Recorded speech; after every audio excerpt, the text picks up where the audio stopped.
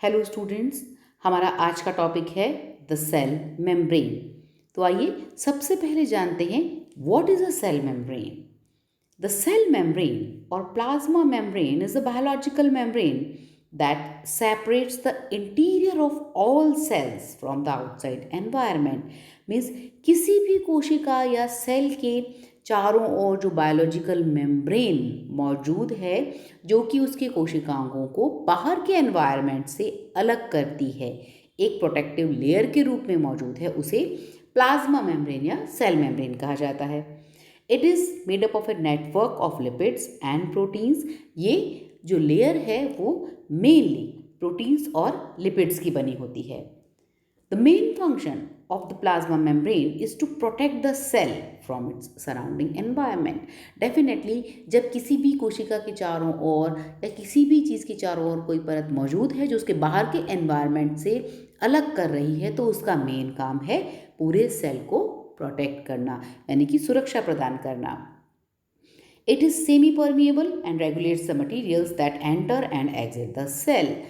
Plasma membrane एक covering के रूप में कोशिका के चारों ओर या सेल के चारों ओर मौजूद है, तो डेफिनेटली इसको सुरक्षा तो प्रदान करती ही है, साथ ही साथ इसका जो मेन फंक्शन है वो है कोशिकाओं से एक कोशिका से कुछ मॉलिक्यूल्स या आयंस बाहर भी जाएंगे, अंदर भी आएंगे। तो कौन से आयंस या मॉलिक्यूल्स बाहर जाएं और कौन से अंदर आए, इनको रेगुलेट करने का काम भी सेल मेम्ब्रेन करती है। और ये cell membrane semi permeable means कुछ मॉलिक्यूल्स को परमिशन देती है अंदर आने के लिए और कुछ के लिए नहीं। इसी तरीके से ये सेलेक्टिवली परमिएबल है, जो मॉलिक्यूल्स या आयन का एक्सचेंज आवश्यक है वही मॉलिक्यूल्स अंदर या बाहर आ जा सकते हैं। तो this is the main function of plasma membrane, to protect the cell और to regulate the materials. The cells of all living things have plasma membranes. तो जितनी भी लिविंग थिंग्स हैं उनमें जो कोशिकाएं मौजूद हैं उन सभी में प्लाज्मा मेम्ब्रेन्स या सेल मेम्ब्रेन मौजूद होती है।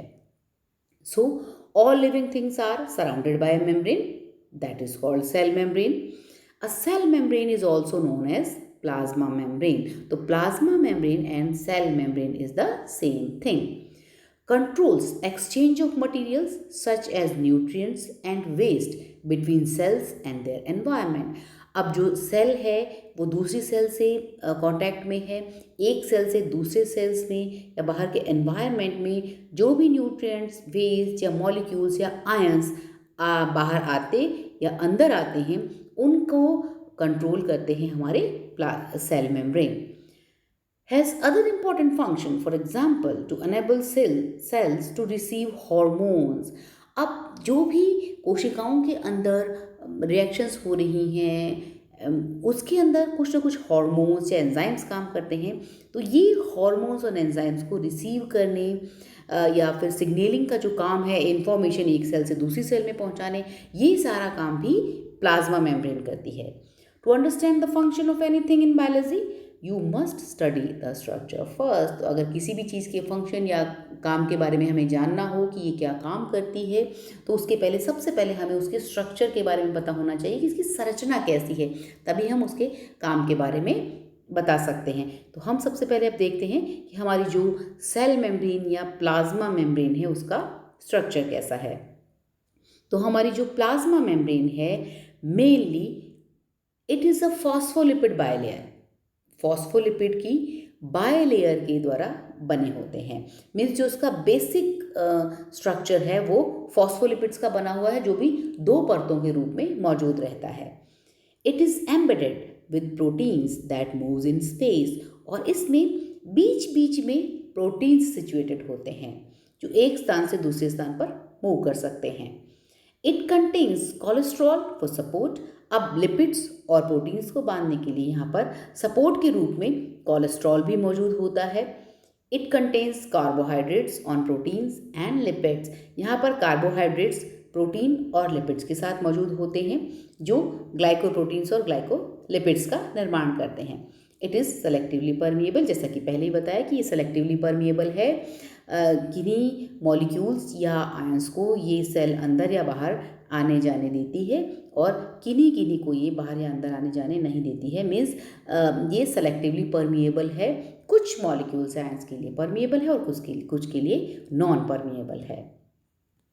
This is the basic structure of cell membrane. यहाँ आप जैसा कि देख सकते हैं, सबसे पहले यहाँ पर जो phospholipid bilayer, this is the main base of any plasma membrane और सेल मेम्ब्रेन। यहाँ पर फॉस्फोलिपिड की 2 लेयर्स आप देख रहे हैं, इसके 2 एंड्स हैं। सबसे पहले हाइड्रोफिलिक हेड जो 2 तरफ है, नीचे आप राउंड सर्कल में देख रहे हैं अपन, ये एक तरीके से ये हाइड्रोफिलिक एंड और this is also the hydrophilic heads. अब हाइड्रोफिलिक हेड्स मौजूद हैं किसमें? फॉस्फोलिपिड बाइलेयर में।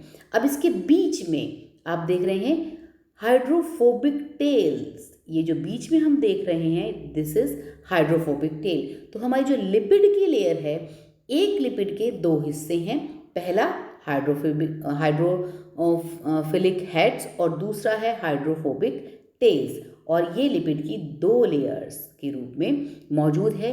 ये बेसिक स्ट्रक्चर हुआ किसी भी प्लाज्मा मेम्ब्रेन के। अब इसमें कुछ प्रोटीन्स हमने पढ़ा था कि एम्बेडेड प्रोटीन्स मौजूद हैं, तो यहाँ पर कई तरह के प्रोटीन्स हैं। देखिए जैसे इंटीग्रल प्रोटीन्स जो ऊपर से लेकर नीचे तक, मीन्स यहाँ से ऊपर से लेकर नीचे तक हमारी सेल मेम्ब्रेन के थ्रू आ जा सकते हैं। कुछ हैं सरफेस प्रोटीन्स जो सिर्फ सरफेस पर मौजूद हैं, ये इंटरनल या आउटर सरफेस पर मौजूद होते हैं, जिनको हम सरफेस प्रोटीन्स कहते हैं। कुछ प्रोटीन चैनल्स हैं जो ट्रांसपोर्टेशन ऑफ आयंस या मॉलिक्यूल्स के में हेल्प करते हैं। दीज आर प्रोटीन चैनल्स जो ऊपर से अंदर से बाहर या बाहर से अंदर मॉलिक्यूल्स के आने जाने में एक टनल या चैनल का काम करते हैं। अल्फा हेलिक्स प्रोटीन्स, इस तरीके से आप देख रहे हैं, ये अल्फा हेलिक्स प्रोटीन यहाँ पर मौजूद हैं। अब हम बात करते हैं कार्बोहाइड्रेट्स की। लिपिड प्रोटीन के अलावा कार्बोहाइड्रेट्स भी मौजूद हैं। ये कार्बोहाइड्रेट्स ग्लाइकोलिपिड्स, लिपिड के साथ मिलकर ग्लाइकोलिपिड्स बनाते हैं और प्रोटीन के साथ ग्लाइकोप्रोटीन्स का निर्माण करते हैं। ग्लोबुलर प्रोटीन भी हम देख रहे हैं, बीच बीच में जो प्रोटीन्स मौजूद हैं वो ग्लोबुलर प्रोटीन मौजूद हैं। साथ ही साथ कोलेस्ट्रॉल भी हमारे प्लाज्मा मेम्ब्रेन का एक बहुत इम्पॉर्टेंट पार्ट है। तो ये सारे जो बेसिक स्ट्रक्चर हैं, मीन्स फॉस्फोलिपिड बाइलेयर, साथ ही साथ कार्बोहाइड्रेट्स जिनमें ग्लाइकोलिपिड्स, ग्लाइकोप्रोटीन्स, और उसके अलावा integral proteins, surface proteins, protein channels और कोलेस्ट्रॉल, ये सारे हमारी सेल मेम्ब्रेन, ये मिलकर के सेल मेम्ब्रेन का निर्माण करते हैं या बेसिक स्ट्रक्चर है हमारे सेल मेम्ब्रेन का। अब इसके कंपोनेंट्स के बारे में पढ़ते हैं। Phospholipids, phospholipids main fabric of the membrane. अभी हमने पढ़ा कि फॉस्फोलिपिड्स बाइलेयर या 2 परतों के रूप में मौजूद है, तो ये हमारे मेम्ब्रेन का मेन सब्सटेंस या मेन फैब्रिक हुआ। Cholesterol tucked between the hydrophobic tails of the membrane phospholipids. अब जो फॉस्फोलिपिड्स हैं, इसकी जो हाइड्रोफोबिक टेल्स हैं उससे अटैच रहते हैं, उसके बीच में टक्ड रहते हैं, ये हमारे cholesterol. Integral protein embedded in the phospholipid bilayer may or may not extend through both layers। जैसा कि हमने देखा था इंटीग्रल प्रोटीन्स, कुछ प्रोटीन्स ऐसे थे जो दोनों लेयर्स को क्रॉस कर रहे थे, कुछ बीच बीच में ही थे। तो ये जो एम्बेडेड प्रोटीन्स हैं वो पूरी जो फॉस्फोलिपिड लेयर है, बाइलेयर है, उसके बीच में मौजूद रहते हैं। Peripheral proteins, peripheral proteins on the inner और outer surface of the phospholipid bilayer. Integral proteins तो कहाँ हैं? बीच बीच में हैं, ऊपर से नीचे तक भी जा सकते हैं, एक एंड पे भी हो सकते हैं। लेकिन जो पेरिफेरल प्रोटीन्स हैं वो या तो इनर सरफेस पर मौजूद होंगे या आउटर सरफेस पर मौजूद होंगे, किसके?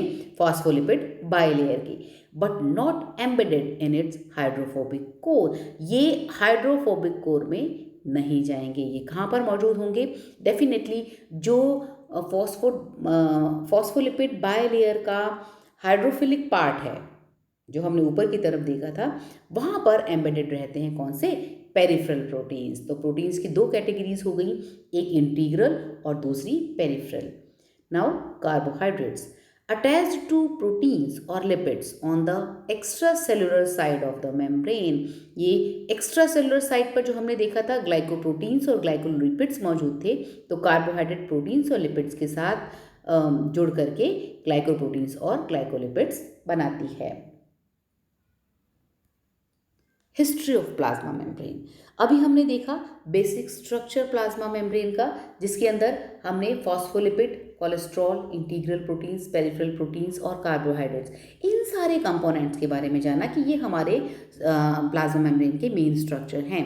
अब ये सारी चीज़ें जानने में डेफिनेटली बहुत वक्त लगा, बहुत रिसर्च की गई साइंटिस्ट के द्वारा, तब पता लगा कि जो हमारी सेल मेम्ब्रेन है उसके कौन कौन से मेन कंपोनेंट्स हैं, उनके क्या क्या काम हैं और किस तरीके से ये एक दूसरे से जुड़े रहते हैं। तो इन सब के बारे में सबसे पहले हमें जानना ज़रूरी है कि what is the history of plasma membrane. सबसे पहले रॉबर्ट हुक ने प्लाज्मा मेम्ब्रेन की खोज की 1965 में। देन 1895 में, अब प्लाज्मा मेम्ब्रेन मौजूद होती है हर कोशिका के चारों ओर, ये तो मालूम चला। अब पता लगा, देखें ये मेम्ब्रेन आखिर क्या है, किसकी बनी है। तो चार्ल्स ओवर्टन ने सबसे पहले बताया कि ये लिपिड्स की बनी हुई होती है, क्योंकि जब उन्होंने एक्सपेरिमेंट किया और देखा कि जो भी लिपिड में सॉल्युबल मॉलिक्यूल्स हैं वो सेल के मेम्ब्रेन के थ्रू अंदर या बाहर आ जा सकते हैं। इसका मतलब हुआ कि ये जो मेम्ब्रेन है लिपिड में घुलनशील चीज़ों को जब अंदर बाहर कर सकती है, मीन्स इसके अंदर ये मेम्ब्रेन है वो डेफिनेटली लिपिड की बनी हुई है। तो ये ओवर्टन ने सबसे पहले बताया कि ये लिपिड की बनी हुई है।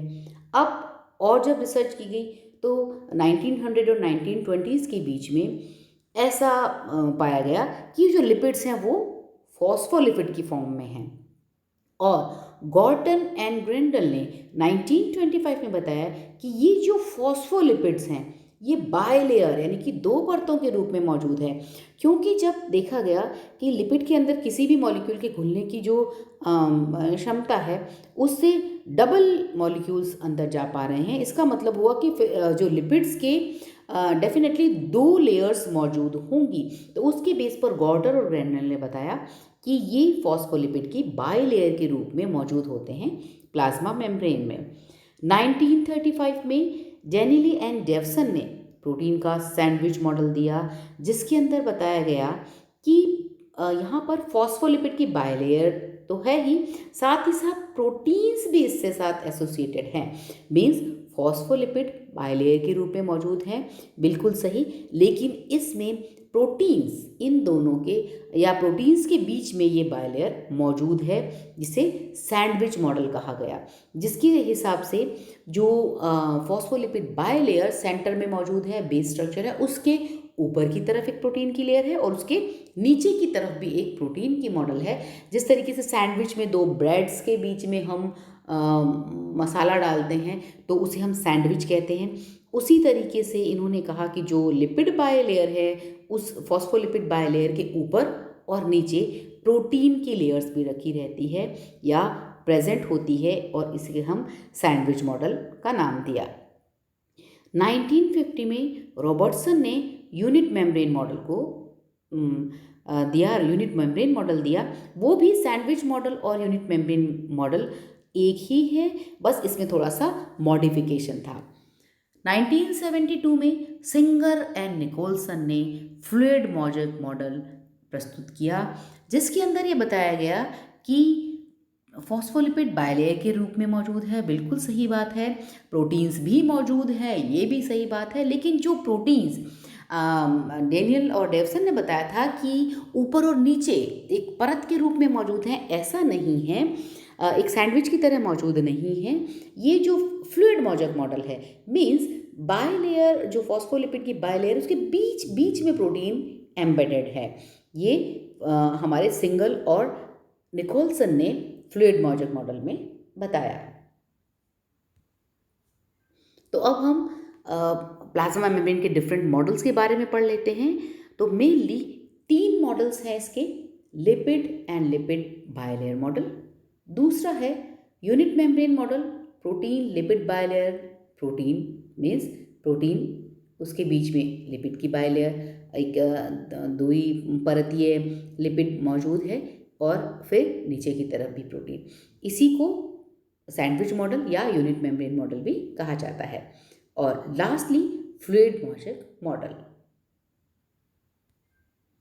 lipid and lipid bilayer model.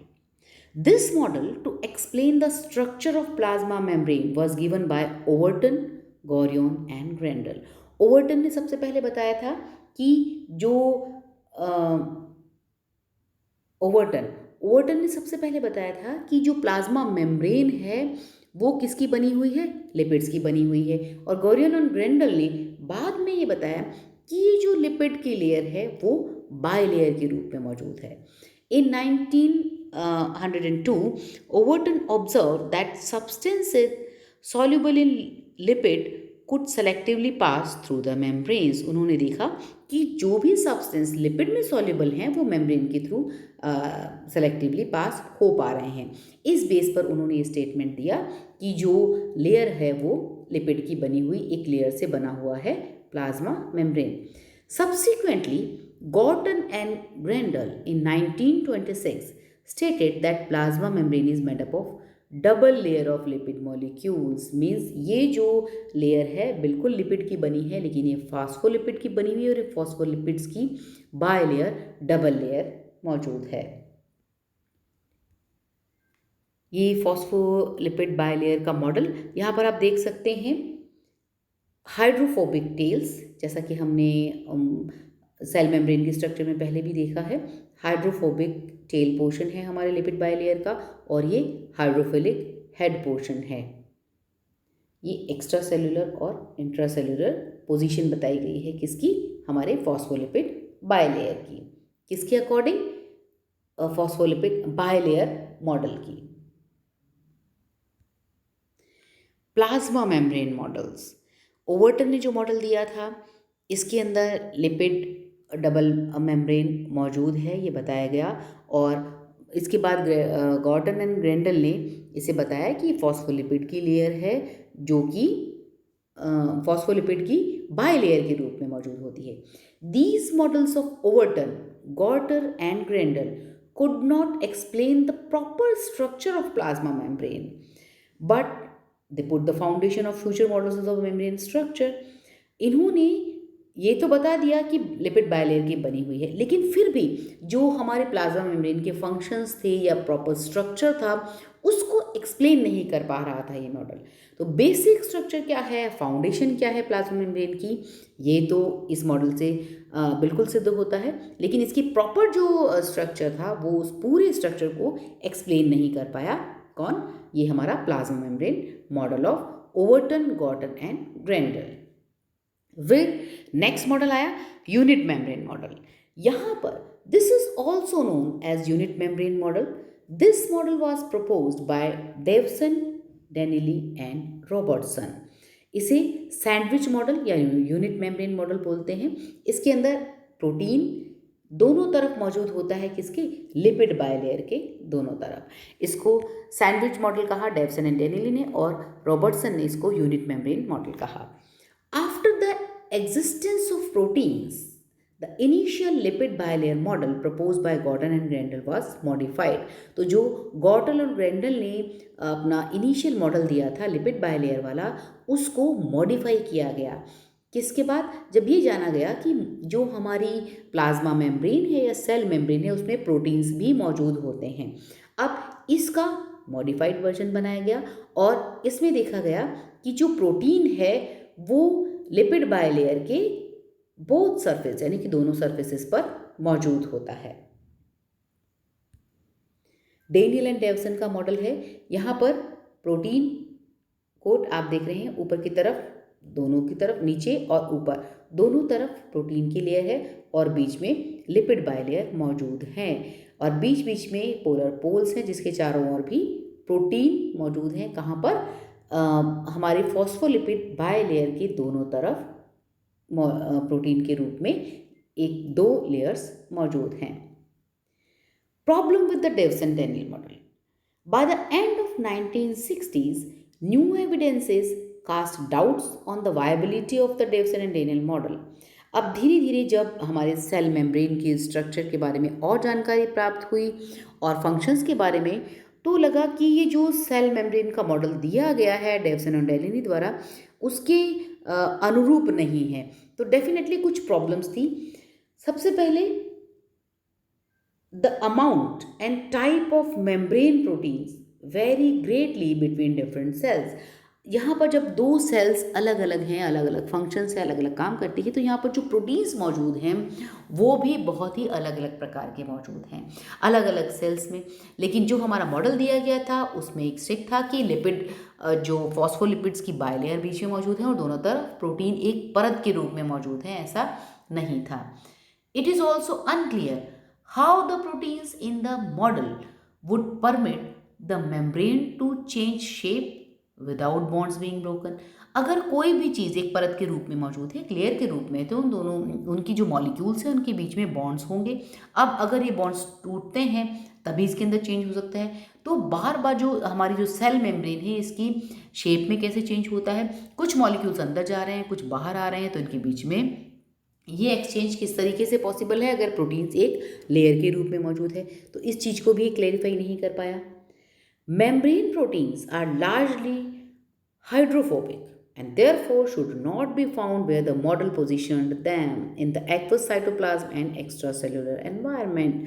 यहाँ पर जब आप देख रहे हैं कि प्रोटीन्स की लेयर ऊपर और नीचे की तरफ मौजूद हैं, जबकि जो बेसिकली प्रोटीन हाइड्रोफोबिक प्रवृत्ति के हैं वो हाइड्रोफिलिक एंड्स के साथ बाहर और अंदर की तरफ कैसे जुड़ सकते हैं एक्स्ट्रा एनवायरनमेंट में, एक्स्ट्रा सेलुलर एनवायरनमेंट के अंदर, इस बात को भी क्लैरिफाई नहीं कर पाया ये डेवसन एंड डेनिली मॉडल। यही रॉबर्टसन का मॉडल सेम, जैसा कि डेवसन और डेनिली ने बताया था कि डेनिली और डेवसन के मॉडल और रॉबर्टसन मॉडल लगभग सेम ही है, बस इसके अंदर outer layer of protein with phospholipids bilayer inside believed all cells same composition does not explain how some molecules pass through or use the proteins with non-polar parts। Use transmission electron microscopy. जब electron microscopy में देखा गया तो देखा गया कि ये कैसे पॉसिबल है अगर प्रोटीन की एक कंटिन्यूस लेयर हो तो उसमें से कोई भी मॉलिक्यूल्स पास हो सकें। This is the sandwich model और यूनिट मेम्ब्रेन मॉडल, जहाँ पर बताया गया कि एक प्रोटीन की मेम्ब्रेन मौजूद है ऊपर की तरफ और एक प्रोटीन की जो मेम्ब्रेन है वो नीचे की तरफ मौजूद है। किसके? फॉस्फोलिपिड बायलेयर के। ये तो हुआ हमारा सैंडविच मॉडल।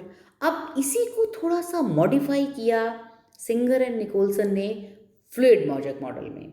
उन्होंने कहा कि ये बात बिल्कुल सही है कि बायलेयर फॉस्फोलिपिड की मौजूद है बीच में, जिसके हाइड्रोफोबिक एंड और हाइड्रोफिलिक एंड्स हैं, लेकिन जो प्रोटीन्स की बात की गई कि प्रोटीन्स हैं बिल्कुल मौजूद हैं, लेकिन ये एक मेम्ब्रेन के रूप में मौजूद नहीं होके बीच बीच में एम्बेडेड हैं प्रोटीन्स। ये प्रोटीन्स की यहाँ पर एक जो लेयर की बात की गई कि ऊपर की तरफ एक लेयर है और एक नीचे की तरफ, उसकी बजाय यहाँ पर प्रोटीन्स बीच बीच में एम्बेडेड हैं। किसके? फॉस्फोलिपिड बायलेयर के। तो this is fluid mosaic model, जो मॉडिफिकेशन था किसका? हमारे सैंडविच मॉडल का या उसका advancement. Fluid mosaic model, it was proposed by Singer and Nicholson। This is the most important model जिसके आधार पर हम सेल मेम्ब्रेन के स्ट्रक्चर को मानते हैं। आज भी ये मॉडल सबसे ज़्यादा एक्सेप्टेड है। This model postulates that lipid and integrated proteins are disposed in a sort of mosaic pattern and all the biological membranes have a quasi-fluid structure। इसमें बताया गया कि जो हमारा लिपिड और प्रोटीन है दोनों मौजूद हैं, वो एक परत के रूप में नहीं रह करके मॉजेक पैटर्न में रहता है, जैसे कि जिसको मॉजेक टाइल्स के पैटर्न के रूप में बोल सकते हैं।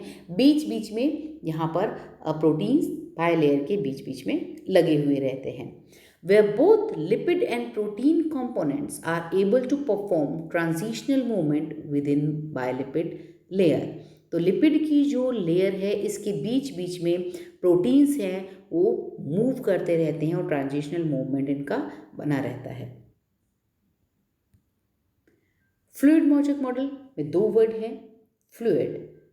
Individual phospholipids and some proteins can move sideways in each layer, therefore fluid. Fluid किसे कहते हैं हम? सॉलिड स्टेट के अंदर मॉलिक्यूल्स मूव नहीं करते हैं, स्टेबल होते हैं, जबकि फ्लूइड के अंदर मॉलिक्यूल्स के बीच में मूवमेंट बना रहता है, मॉलिक्यूल्स अपना स्थान परिवर्तित करते रहते हैं। तो यहाँ पर ये बताया गया कि जो मेम्ब्रेन के अंदर फॉस्फोलिपिड्स जो लेयर है वो बाउंड नहीं है, एक ही जगह पर सिचुएटेड नहीं है। प्रोटीन्स या जो लिपिड्स हैं वो एक पर्टिकुलर बॉन्ड से बंधे हुए नहीं हैं चारों ओर मॉलिक्यूल से, जबकि ये मूव कर सकते हैं साइडवेज, लिटरली मूवमेंट संभव है, इसीलिए इसको फ्लूइड कहा गया, क्योंकि फ्लूइड में भी मॉलिक्यूल्स का मूवमेंट होता है।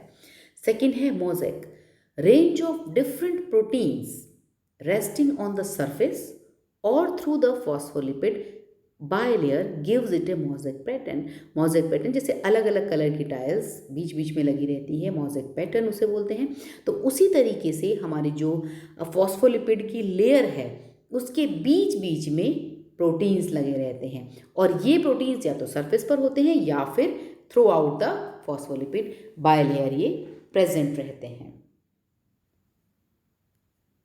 In this model lipid molecules may exhibit intramolecular movement or may rotate about their axis or may display flip-flop movement including transfer from one side of bilayer to the other। इस model के अंदर बताया गया है कि जो lipid molecules हैं उनके अंदर इंट्रामोलिकुलर मूवमेंट पॉसिबल है, और साथ ही साथ इस बायलेयर के बीच में जो ये अपने आप को रोटेट भी कर सकते हैं एक एक्सिस से दूसरी एक्सिस की ओर, या फिर फ्लिप फ्लॉप मूवमेंट की तरह आपस में एक साइड से दूसरी साइड में ये लिपिड मूव करते हैं या आ जा सकते हैं। जैसे कि एक फ्लूइड के अंदर ये लिक्विड या तरल पदार्थ में मॉलिक्यूल्स एक स्थान से दूसरे स्थान तक मूव करते हैं। Thus, this concept implies that main component of the membrane, that is lipids, proteins and oligosaccharides are held together by means of non-covalent bonds। तो ये जो नॉन कोवेलेंट इंट्रैक्शंस है इनके बीच में, ये गिटलर ने 1972 में बताया कि जो इसके में प्रोटीन, लिपिड्स और ओलिगोसैकेराइड्स मौजूद हैं, ये नॉन कोवेलेंट बॉन्ड्स के द्वारा आपस में इंट्रैक्ट रहते हैं, जिसकी वजह से ये एक स्थान से दूसरे स्थान तक आसानी से जा सकते हैं।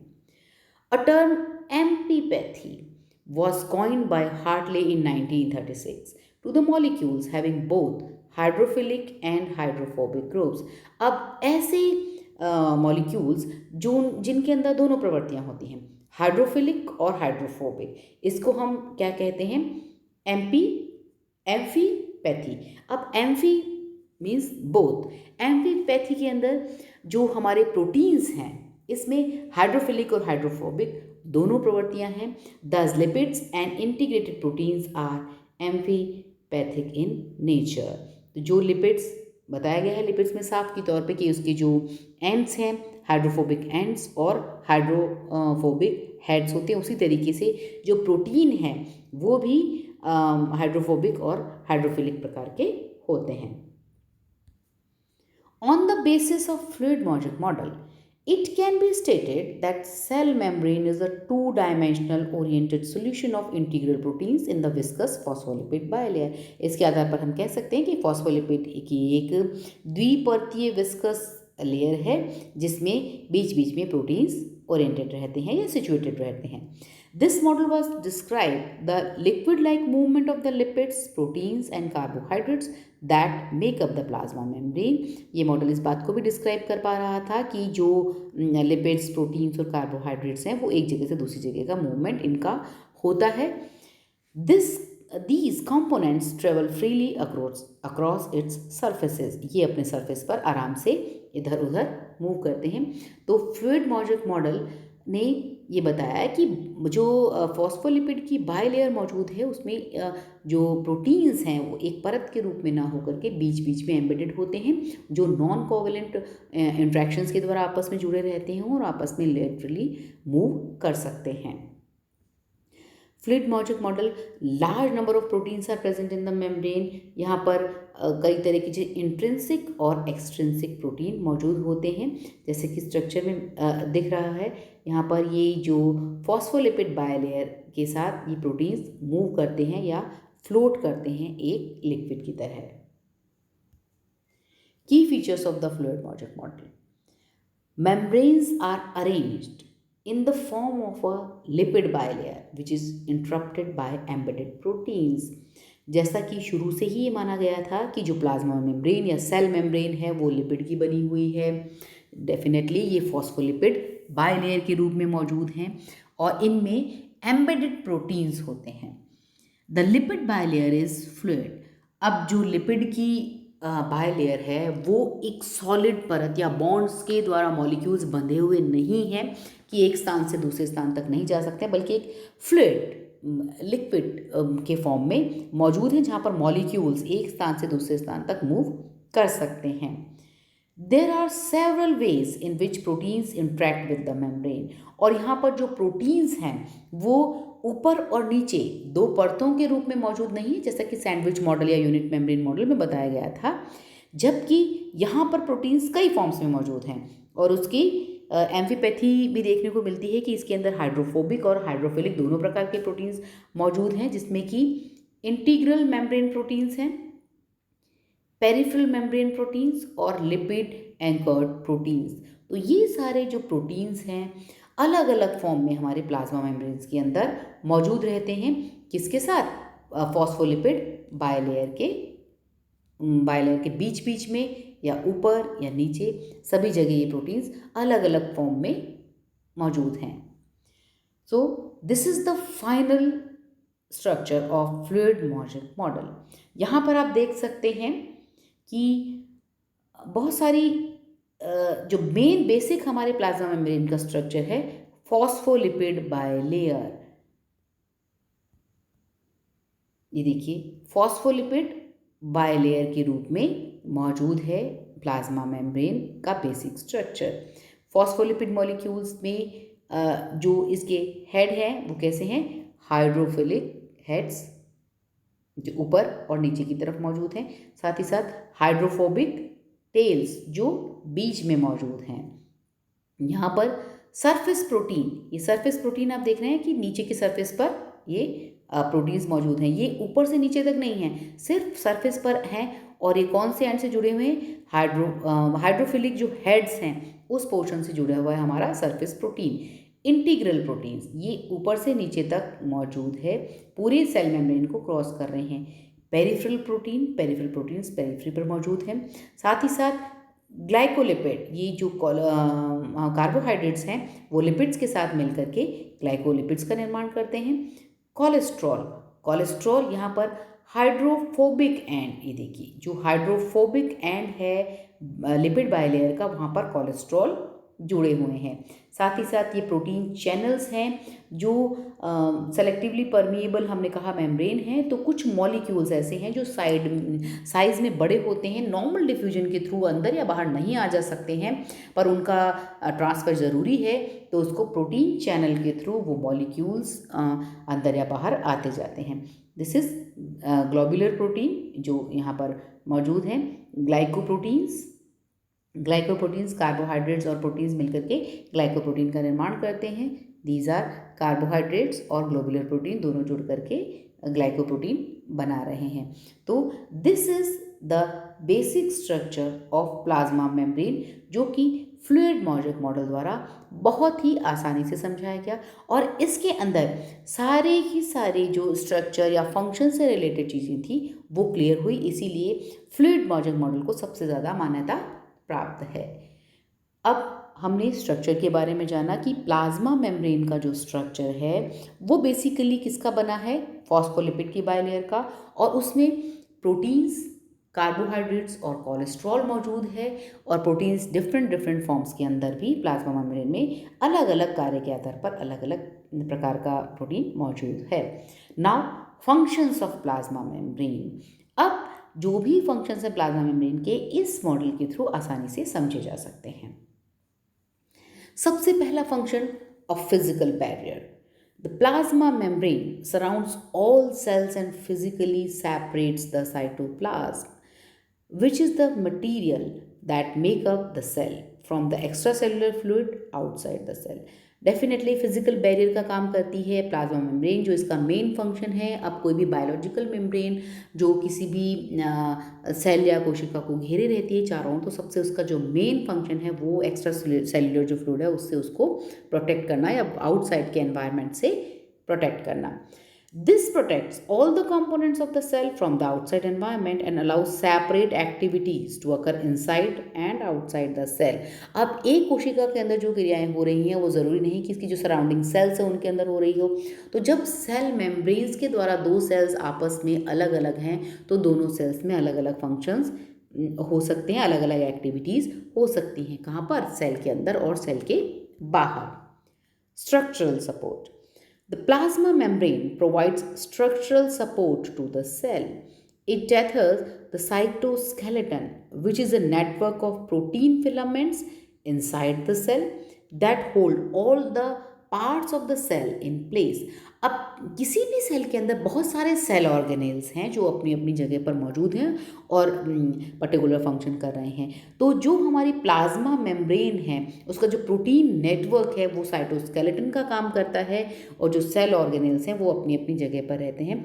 This gives the cell its shape. अब जो सेल ऑर्गेनेल्स हैं ये भी प्लाज्मा मेम्ब्रेन के द्वारा घिरे रहते हैं, जैसे कि वैक्यूल्स हैं, न्यूक्लियस हैं, इनके चारों ओर जो परत मौजूद है वो इनको एक पर्टिकुलर शेप देती है। सेल को भी एक शेप मिलती है किसी भी, जैसे सेल ऑर्गेनेल है ये लिक्विड की फॉर्म में है, तो साइटोप्लाज्म है, इसके चारों ओर जो प्लाज्मा मेम्ब्रेन मौजूद है उससे क्या होगा, इसको एक पर्टिकुलर शेप मिलती है। साथ ही साथ जो इसके अंदर सेल ऑर्गेनेल्स हैं उनको होल्ड करता है अपनी जगह पर, मीन्स एक तरीके से इसको नेटवर्क या साइटोस्केलेटन के रूप में जो मौजूद है वो सारे सेल ऑर्गेनेल्स को एक शेप और एक पर्टिकुलर पोजीशन में बनाए रखता है। Certain organisms like plants have a cell wall in addition to the membrane. अब हम बॉटनी में क्या पढ़ते हैं कि जो भी प्लांट्स हैं उनके अंदर सेल मेम्ब्रेन के बाहर की तरफ सेल वॉल भी मौजूद होती है। The cell wall is composed of molecules such as cellulose. It provides additional support to the cell and it is why plant cells do not burst like animal cells do if too much water diffuses into them. अब हम चूंकि botany पढ़ रहे हैं, botany में हम जानते हैं कि किसी भी सेल में सेल मेम्ब्रेन के बाद एक थिक लेयर और मौजूद होती है जिसे हम सेल वॉल कहते हैं। ये सेल वॉल सेल्यूलोज की बनी हुई होती है और ये एक्स्ट्रा सपोर्ट तो प्रदान करती है। साथ ही साथ अगर जैसे किसी भी एनिमल सेल को में डिफ्यूजन के थ्रू बहुत ज़्यादा वाटर चला जाए तो वो बर्स्ट हो जाएगी, फट जाएगी, लेकिन अगर प्लांट सेल में ऐसा है तो वो बर्स्ट नहीं होती। किस वजह से? सेल वॉल की वजह से, क्योंकि सेल वॉल सेल्यूलोज की बनी हुई होती है जो इसको बर्स्ट होने से बचाती है। Selective permeability. डेफिनेटली जो प्लाज्मा मेम्ब्रेन का मेन गुण है दैट इज़ परमिएबिलिटी, और ये सेलेक्टिवली परमिएबल है। अगर ये सिर्फ परमिएबल हो तो क्या होगा, कोई भी मॉलिक्यूल अंदर या बाहर आ जा सकता है जो कि सेल के लिए सही नहीं है। अब जो भी रिक्वायर्ड मॉलिक्यूल्स या आयन आवश्यक हैं सिर्फ वही सेल मेम्ब्रेन के थ्रू अंदर या बाहर आ जा सकते हैं। This is the main function of plasma membrane. Water, oxygen and carbon dioxide can easily travel through the membrane. यहाँ पर जो वाटर, ऑक्सीजन और कार्बन डाइऑक्साइड है वो डिफ्यूजन के थ्रू, सिंपल डिफ्यूजन के थ्रू आराम से सेल मेम्ब्रेन से आ जा सकते हैं, लेकिन कुछ ions, generally ions and polar molecules can not pass through the membrane. They must go through specific channels or pores in the membrane instead of freely diffusing through. अब जो वाटर, ऑक्सीजन और carbon dioxide है वो तो एक cell से दूसरी cell में अपनी सांद्रता के हिसाब से डिफ्यूजन से एक सेल में दूसरी सेल में चली जाएगी, लेकिन पर्टिकुलर आयंस जैसे कि सोडियम और पोटेशियम या फिर कोई भी पोलर मॉलिक्यूल्स हैं वो मेम्ब्रेन से डिफ्यूजन के थ्रू आते या जाते नहीं हैं, बल्कि रिक्वायरमेंट के अकॉर्डिंग, सेल की जो रिक्वायरमेंट है उसके अकॉर्डिंग ही ये जो आयंस हैं हमारे सेल मेम्ब्रेन के थ्रू पास हो सकते हैं, और इनके लिए पर्टिकुलर स्पेसिफिक चैनल बने हैं जैसे कि हमने प्रोटीन चैनल स्ट्रक्चर में देखे थे। इन चैनल्स के थ्रू हमारे जो मॉलिक्यूल्स हैं वो और आयंस हैं वो अंदर बाहर आ जा सकते हैं। This way the membrane can control the rate at which certain molecules can enter and exit the cell. तो कौन से मॉलिक्यूल हमारी सेल के अंदर आएंगे और कौन से मॉलिक्यूल बाहर जाएंगे, इन सभी को रेगुलेट करने का काम सेल मेम्ब्रेन करती है. Endocytosis and exocytosis. Endocytosis is when a cell ingests relatively larger contents than the single ions or molecules that pass through channels. Normally जब कोई भी एक सिंगल मॉलिक्यूल की बजाय किसी भी चीज़ को जो मॉलिक्यूल से बड़े हैं लार्ज वे में अगर सेल से बाहर निकालना हो, सेल के अंदर करना हो, तो एंडोसाइटोसिस या एक्सोसाइटोसिस के थ्रू जो हमारी सेल मेम्ब्रेन है इन मटेरियल्स को बाहर निकालती है या अंदर लेती है. जैसे न्यूट्रिशन के लिए कोई मॉलिक्यूल्स हैं तो उनको अंदर लेना हो या न्यूट्रिशन के लिए किसी को अंदर लेना है तब भी एंडोसाइटोसिस कर सकती हैं. और एक्सक्रीटरी ऑर्गन के रूप में अगर सेल से कुछ बाहर एक्सक्रीट करना है तो एक्सोसाइटोसिस के फॉर्म में ये मटेरियल्स को बाहर की ओर निकाल देती है. Through endocytosis, a cell can take in large quantities of molecules or even whole bacteria from the extracellular fluid, और excretion में भी वो वैक्यूल्स की फॉर्म में बाहर निकाल देती है एंडोसाइटोसिस के थ्रू, और एंडोसाइटोसिस में भी ये मॉलिक्यूल्स या मटेरियल्स को अंदर की ओर ले सकती है cell membrane. The cell membrane plays an important role in both of these processes. The shape of the membrane itself changes to allow molecules to enter or exit the cells. जैसा कि हम endocytosis और exocytosis में देखते हैं कि जो cell membrane से एंडोसाइटोसिस हो रहा है तो सेल मेम्ब्रेन दो जगह से एक गोलाकार संरचना बना करके जुड़ जाती है और वैक्यूल के रूप में सेल के अंदर आ जाती है. उसी तरीके से जो वैक्यूल्स हैं जिनके अंदर एक्सक्रीटरी मटेरियल भरा हुआ है वो वैक्यूल्स सेल वॉल के कॉर्नर पर जा करके सेल वॉल को अलग करके बीच से बाहर निकल जाती है.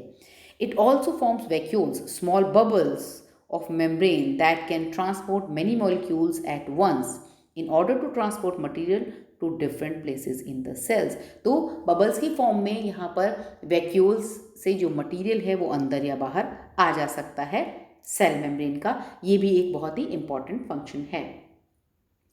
साथ ही साथ different types of membrane transport. Membrane से अभी हमने कहा कि जो भी आयंस या मॉलिक्यूल्स बाहर अंदर आने हैं वो इसकी सेलेक्टिवली जो परमिएबिलिटी है, सेलेक्टिव परमिएबिलिटी, उसके थ्रू आते हैं. यहाँ पर आप देख सकते हैं कि 3 तरह की चीज़ दिखाई गई हैं. सिंपल डिफ्यूजन, ये देखिए सिंपल डिफ्यूजन. यहाँ पर जो सिंपल डिफ्यूजन है इसमें सिंगल मॉलिक्यूल जो आकार में छोटे हैं जैसे कि या वाटर, ऑक्सीजन या कार्बन डाइऑक्साइड जो वो आराम से सेल की जो इनकी कंसंट्रेशन है उसके बेस पर डिफ्यूजन के थ्रू एक सेल से दूसरी सेल में आ जा सकते हैं.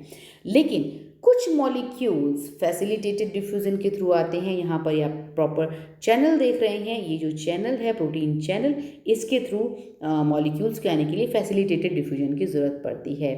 और साथ ही साथ जो एक्टिव ट्रांसपोर्ट है वहाँ पर अगर मॉलिक्यूल्स को एक्टिव ट्रांसपोर्ट करना है तो यहाँ पर हम ATP एनर्जी काम में लेते हैं.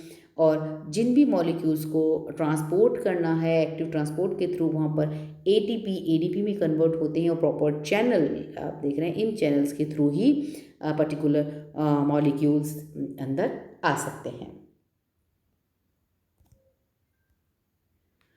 Cell signaling. Another important function of the membrane is to facilitate communication and signaling between cells. क्योंकि एक सिंगल सेल नहीं है, बहुत सारी सेल्स आपस में जुड़ी हुई होती हैं. तो जो कोई भी फंक्शन हो रहा है, कोई भी रिएक्शन हो रही है वो पूरे टिश्यू में हो रही है, पूरे सराउंडिंग सेल्स में हो रही है. तो उनमें जो सिग्नलिंग का काम करते हैं, मीन्स इन्फॉर्मेशन को एक सेल से दूसरे सेल में पहुंचाने का या फिर रिसेप्टर के रूप में काम करने का, जो एंजाइम्स है उनको रिसीव करने का, ये सारा काम भी हमारी प्लाज्मा मेम्ब्रेन करती है. Protein on the cell mark that cell so that other cells can identify it. अब जो भी प्रोटीन्स हैं अगर किसी रिसेप्टर के रूप में काम करना है उस पर्टिकुलर सेल में मार्क कर देते हैं तो वो उसको आसानी से आइडेंटिफाई कर लेता है. The membrane also has receptors that allow it to carry out certain tasks when molecules such as hormones bind to those receptors. अब जैसे कि एंजाइम्स में हमने पढ़ा हुआ है कि कुछ रिसेप्टर साइट्स होती हैं, वहाँ पर एंजाइम आकर बाइंड हो जाते हैं. तो ये जो काम है ये भी प्लाज्मा मेम्ब्रेन के थ्रू होता है। तो cell signalling is the another very important function of plasma membrane. तो जो हमारे प्लाज्मा मेम्ब्रेन है उसके मेन फंक्शंस क्या हुए? To protect the cell by acting as a barrier. Cell organelles या पूरा जो सेल है उसको प्रोटेक्ट करने का मेन काम किया जाता है सेल मेम्ब्रेन के द्वारा। Regulates the transport of substances in and out of the cell. जो भी सब्सटेंसेस सेल के अंदर आएंगे या बाहर जाएंगे इनको रेगुलेट करने का काम करते हैं, चाहे वो सिंपल डिफ्यूजन के थ्रू करो या फिर एक्टिव ट्रांसपोर्ट के through. Receives chemical messengers from other cells, act as a receptor.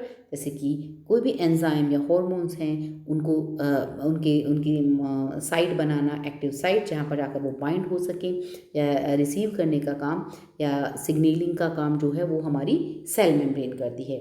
Cell mobility, secretions and absorption of substances, ये सारे काम भी हमारे सेल मेम्ब्रेन का मेन फंक्शन है। तो these are the main functions of cell membrane. So आज हमने पढ़ा कि what is a cell membrane और प्लाज्मा मेम्ब्रेन। सेल मेम्ब्रेन का स्ट्रक्चर क्या है, ये किस किस कंपोनेंट्स के बने रहते हैं। मॉडल्स, सेल मेम्ब्रेन के डिफरेंट मॉडल्स कौन कौन से हैं और साथ ही साथ सेल मेम्ब्रेन के फंक्शंस क्या हैं। This is all about today's lecture. Thank you.